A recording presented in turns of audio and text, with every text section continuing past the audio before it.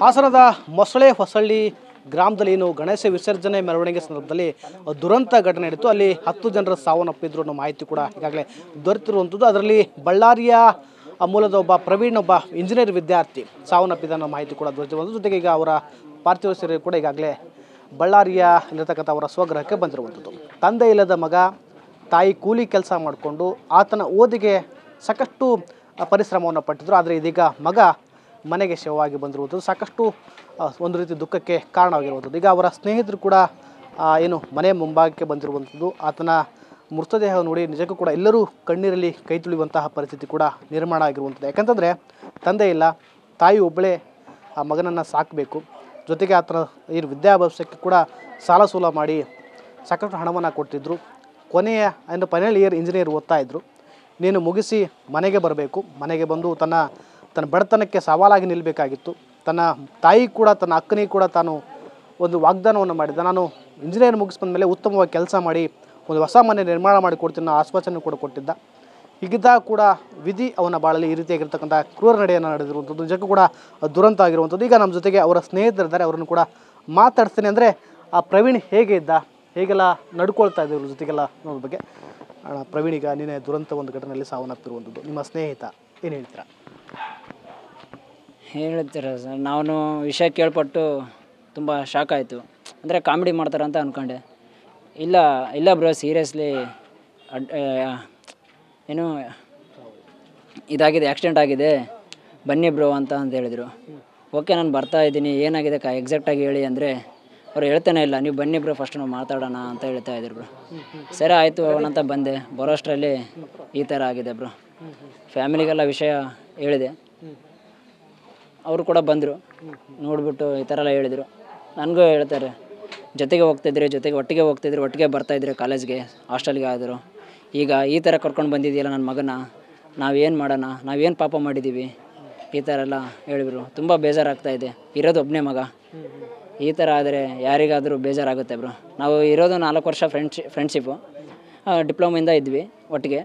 ತುಂಬ ರಿಲೇಷನ್ಶಿಪ್ಪು ಚೆನ್ನಾಗಿತ್ತು ನಮ್ಮದು. ಎಲ್ಲನೂ ಶೇರ್ ಮಾಡ್ಕೊತಿದ್ವಿ. ಅವ್ರ ಮನೆಗೆ ನಾವು ಹೋಗ್ತಿದ್ವಿ, ನಮ್ಮ ಮನೆಗೆ ಅವರು ಬರ್ತಾಯಿದ್ರು. ಒಂಥರ ರಿಲೇಷನ್ ಅಂತ ಟೈಪ್ ಇದ್ವಿ ನಾವು. ಆದರೆ ಈ ಥರ ಸಡನ್ನಾಗಿ ಈ ಥರ ಆಯ್ತಲ್ವ, ತುಂಬ ಬೇಜಾರಾಗ್ತಾಯಿದೆ. ನಿನ್ನೆ ನೀವು ಎಲ್ಲಿದ್ರಿ? ಆ ಘಟನೆ ಆದಾಗ ನಿಮಗೆ ಹೇಗೆ ಮಾಹಿತಿ ಬಂತು? ನೀವು ಅಲ್ಲಿ ಹೋದಾಗ, ಸ್ಥಳಕ್ಕೆ ಹೋದಾಗ, ನಿಮ್ಮ ಗೆಳೆಯನ ಮೃತದೇಹ ನೋಡಿದಾಗ ಮತ್ತು ಕುಟುಂಬಕ್ಕೆ ಏನು ಮಾಹಿತಿ ಕೊಟ್ಟಿರ್ತಾವೆ ಅಂತ? ಅದೇ ನಾನು ಕಂಪ್ನಿಯಲ್ಲಿ ವರ್ಕ್ ಮಾಡ್ತಾಯಿದ್ದೆ. ಅಲ್ಲಿ ಇರ್ತಕ್ಕಂಥ ಹಾಸ್ಟೆಲ್ ಫ್ರೆಂಡ್ಸ್ ಎಲ್ಲ ಕಾಲ್ ಮಾಡಿಬಿಟ್ಟು, ಬ್ರೋ ಈ ಥರ ಪ್ರವೀಣ್ಗೆ ಈ ಥರ ಆಗಿದೆ ಅಂತಂದರು.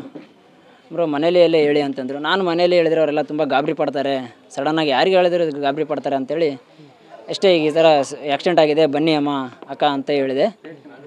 ಸರಿ ಆಯಿತು. ಅವರಿದ್ದು ಫುಲ್ ಟೆನ್ಷನ್ ಆಗಿಬಿಟ್ರು, ಏನಾಗಿದೆ ಕರೆಕ್ಟಾಗಿ ಎಕ್ಸಾಕ್ಟಾಗಿ ಹೇಳಿ. ಇಲ್ಲ ಬನ್ನಿ ಅಮ್ಮ, ಏನಾಗಿಲ್ಲ, ಜಸ್ಟ್ ಟ್ರೀಟ್ಮೆಂಟ್ ಕೊಡ್ತಾ ಇದ್ದಾರೆ, ನೀವು ಬನ್ನಿ ಅಂತ ಹೇಳಿದ್ದಾರೆ ಡಾಕ್ಟ್ರು, ಬನ್ನಿ ಅಂತ ಹೇಳಿದೆ.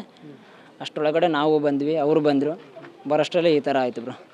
ಈಗ ಪ್ರವೀಣಿಗೆ ತಂದೆ ಎಲ್ಲನೂ ಮಾಹಿತಿ ಇದೆ, ತಾಯಿನೇ ಕೂಲಿ ನಾಲಿ ಮಾಲಿ ಅಥವಾ ಹಾಸ್ಪಿಟಲಲ್ಲಿ ಏನು ಕೆಲಸ ಮಾಡಿಕೊಂಡು ಸಾಕ್ತಾ ಇದ್ದಾರೆ. ಇಂಥ ಸಂದರ್ಭದಲ್ಲಿ ಸಾಲ ಸೂಲ ಮಾಡೆಲ್ಲ ಅವನಿಗೆ ಓದಿಸುವಂಥ ಪ್ರಯತ್ನ ಕೊಡಿ. ಏನು ಫೈನಲ್ ಇಯರ್ ಹಂತದಲ್ಲಿದ್ದರು. ಈಗ ಮಗನ ಮೃತದೇಹ ನೋಡಿದ್ದಾರೆ. ಈಗ ಅವ್ರ ಸ್ನೇಹಿತರಾಗಿ ತಾವೇನು ಹೇಳ್ಬೋದು? ಅದೇ ಬ್ರೋ, ಅದೇ ತುಂಬ ಕಷ್ಟ ಆಗ್ತಾಯಿದೆ. ಈಗ ಯಾರಿಗಾಗಲಿ ಮಗ ಓದ್ಬಿಟ್ಟು ಮುಂದೆ ದುಡಿದ್ಬಿಟ್ಟು ನನ್ನ ಮನೆ ಚೆನ್ನಾಗಿ ನೋಡ್ಕೊತಾರೆ ಮುಂದೆ, ಆ ಥರ ಯಾರಿಗಾದ್ರೂ ಆಸೆ ಇರುತ್ತೆ. ಬಟ್ ಇನ್ನೇನು ಎಜುಕೇಷನ್ ಮುಗಿತಾ ಬಂತು, ಇನ್ನೇನು ಜಾಬ್ ತಗೊಳ್ತಾನೆ ಅನ್ನೋಷ್ಟರಲ್ಲಿ ಈ ಥರ ಘಟನೆ ಆಯಿತು. ಅದಕ್ಕೋಸ್ಕರ ತುಂಬ ನೋವನ್ನು ಉಂಟು ಮಾಡಿದೆ ಬ್ರೋ. ಈಗ ತಂದೆ ಇಲ್ಲ, ಈಗ ಅಕ್ಕ ಇಬ್ಬರು ಇದ್ದಾರೆ. ಹಾಗೆ ಅಂದರೆ ಅವ್ರಿಗೆ ಒಂದು ಮಾತು ಹೇಳಿದೆ ಬ್ರೋ ನಾನು ಮುಂಚೆನೇ. ಅವನು ಹೇಳಿದೆ ನನಗೆ, ಬ್ರೋ ನನಗೇನಾದ್ರೂ ಮಾಮ ಅಂತ ಕರಿತಾನೆ ನನಗೆ. ನನಗೇನಾದರೂ ಮುಂದೆ ಏನಾದರೂ ಪ್ರಾಬ್ಲಮ್ ಆದರೆ ನಾವು ಅಮ್ಮನ ನೀನು ಸ್ವಲ್ಪ ನೋಡ್ಕೊತಿರು ಅವಾಗ ಬಂದುಬಿಟ್ಟು ಅಂತ ಎಲ್ಲ ಹೇಳಿದ್ರು ಬ್ರೋ. ನಾನು ಅವಾಗ ಅವ್ನಿಗೆ ಮಾತು ಕೊಟ್ಟಿದ್ದೀನಿ ಬ್ರೋ. ಸರಿ ಆಯಿತು, ನಾನು ನೋಡ್ಕೊತೀನಿ ಅಂತ ಹೇಳಿದ್ದೀನಿ ಬ್ರೋ. ಆ ಮಾತನ್ನು ಉಳಿಸ್ಕೊತೀನಿ ಬ್ರೋ. ನಾನು ಅವರು ಕುಟುಂಬ ಜೊತೆ ನಾನು ಯಾವಾಗಲೂ ಇರ್ತೀನಿ ಅಂತ ಹೇಳ್ತೀನಿ ಬ್ರೋ. ಮತ್ತೊಬ್ಬ ಸ್ನೇಹಿತರದ ಅವ್ರನ್ನು ಕೂಡ ಮಾತಾಡ್ತೀನಿ. ಪ್ರವೀಣ್, ನೀವು ನೋಡಿದ ಹಾಗೆ ಪ್ರವೀಣ್ ಹೇಗೆ ನಿನ್ನೆ ದುರಂತ ಘಟನೆ ಸಾವನ್ನಪ್ಪಿರುವಂಥದ್ದು? ಪ್ರವೀಣ್ ನಮ್ಮನ್ನು ಇಬ್ಬರು ಅಣ್ಣ ತಮ್ಮರು ನಾವು, ಹಾಗಾಗಿ ನನ್ನ ಯಾವಾಗಲೂ ಮಮ್ಮ ಅಂತಲೇ ಕರಿತಾ ಇದ್ದ.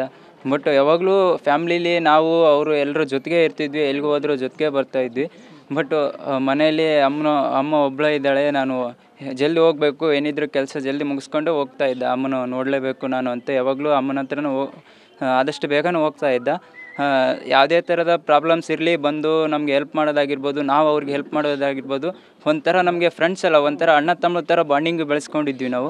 ಹಾಗೆ ನಿನ್ನೆ ನೈಟು ನಮಗೆ ವಿಷಯ ಗೊತ್ತಾಗಿದ್ದ ತಕ್ಷಣವೇ ನೆಕ್ಸ್ಟ್ ಹೆಂಗಪ್ಪ ಅಮ್ಮನ ಪರಿಸ್ಥಿತಿ ಅಂತನ್ನ ಯೋಚನೆ ಮಾಡಿದಾಗ ಇನ್ಮಿಂದೆ ಪ್ರವೀಣ ಇದ್ದರೂ ಏನಾಯಿತು, ಇನ್ನು ನಾವಾದರೂ ಮುಂದೆ ನಿಂತ್ಕೊಂಡು ಸಹಾಯ ಮಾಡೋಣ ಅಂತ ಹೇಳ್ಬಿಟ್ಟು ಇವತ್ತು ಇಲ್ಲಿಗೆ ಬಂದಿದ್ದೀವಿ.